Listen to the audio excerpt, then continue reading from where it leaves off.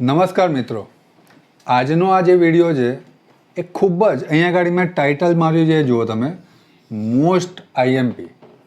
Y most IMP? મેં આગળ અમુક શોર્ટ્સ વિડીયો મૂક્યા છે, એમાં મેં વારંવાર કીધું છે કે it is the most applied question અને એના વગર પેપર ના બને.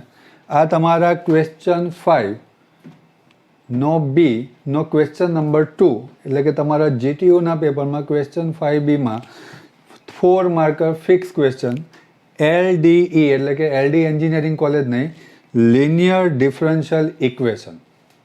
લિનિયર ડિફરન્શિયલ ઇક્વેશનનું સ્ટાન્ડર્ડ ફોર્મ આપણે બધા જાણીએ છીએ, dy by dx py equals to q where p and q are the functions of x. એમાં આપણે એક ઇન્ટિગ્રેટિંગ ફેક્ટર શોધીશું. આ ઇન્ટિગ્રેટિંગ ફેક્ટર શોધવાનો એક MCQ, તમારો MCQ નંબર 12, એ પણ ફિક્સ છે, એટલે કે આ એક ક્વેશ્ચન તમને 5 માર્ક્સ આપશે. પછી ઇન્ટિગ્રેટિંગ ફેક્ટરથી બંને બાજુ મલ્ટીપ્લાય, એક મલ્ટિપલ ડેરિવેટિવ બનશે અને એનું આપણે ઇન્ટિગ્રેશન શોધીશું. ક્લિયર? તો એક એવો ક્વેશ્ચન આપણે અહીંયા લઈએ છીએ, x² + 1 dy by dx + 2xy = 3x². એના સ્ટાન્ડર્ડ ફોર્મમાં dy by dx સાથે કશું મલ્ટીપ્લાય ના જોઈએ, તો અહીંયા 1 + x² મલ્ટીપ્લાય છે, બંને બાજુ આપણે ડિવાઈડ કરીશું તો મારું સ્ટાન્ડર્ડ ફોર્મેટ કંઈક આ રીતે બનશે, dy by dx 2x/1 + x² into the bracket y 3x² / 1 + x². હવે ધ્યાનથી જુઓ દોસ્તો, dy by dx + py = q, આ મારું એક સ્ટાન્ડર્ડ ફોર્મ બની ગયું. તો અહીંયા ધ્યાનથી જુઓ, મારા p ની વેલ્યુ શું થશે? તો y ની સાથે શું મલ્ટીપ્લાઈડ છે?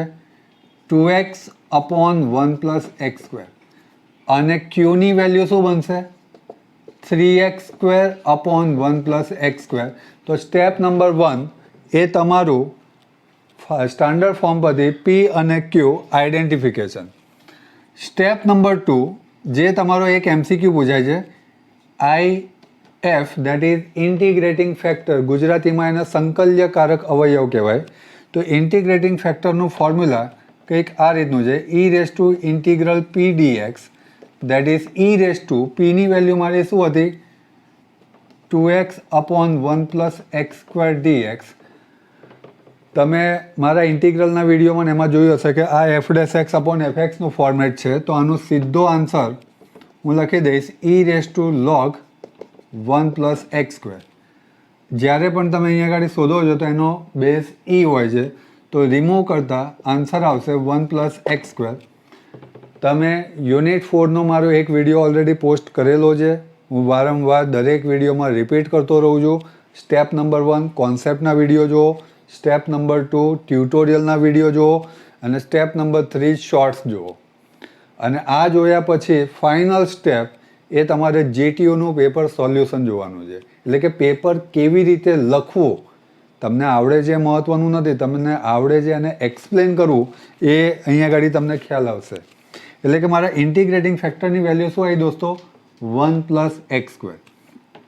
નેક્સ્ટ સ્ટેપ, તમારું જે સ્ટાન્ડર્ડ ફોર્મ હતું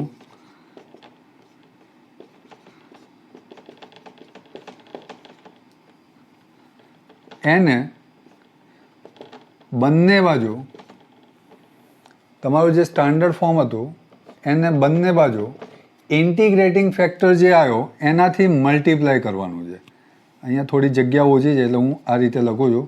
આઈ હોપ મારા હેન્ડરાઇટિંગ બધાને વિઝિબલ હશે, છતાંય હું જોડે બોલતો જ રહું છું કે 1 + x² વડે તમારું જે સ્ટાન્ડર્ડ ફોર્મ બન્યું હતું એને બંને બાજુ મલ્ટીપ્લાય કરો.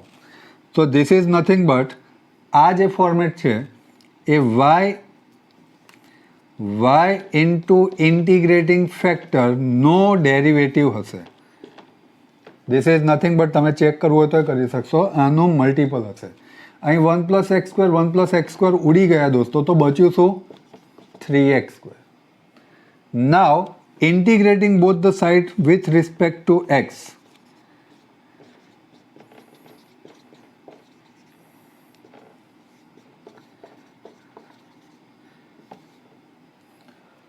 ધ્યાનથી જુઓ દોસ્તો, ઇન્ટિગ્રલ અને ડેરિવેટિવ બંને એક સાથે આવ્યા.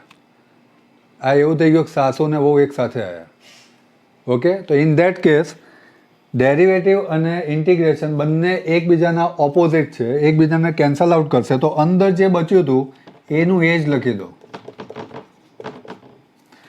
અને 3 કોન્સ્ટન્ટ બાર એક્સ સ્ક્વેરનું શું થાય છે તમને બધાને ખબર છે, that is x cube by 3. 3 3 cancel, your final answer 1 plus x square, sorry x cube cancel, અહીંયા ગાડી બચે, sorry 3 3 cancel, x cube by c. This is my final answer. I hope you like the વિડીયોને જો તમને પસંદ પડ્યો હોય તો ચેનલ સબસ્ક્રાઈબ કરજો, તમારા ફ્રેન્ડ સુધી શેર કરજો. Thank you very much. Thanks a lot. એક સ્ક્રીનશોટ લઈ શકો છો.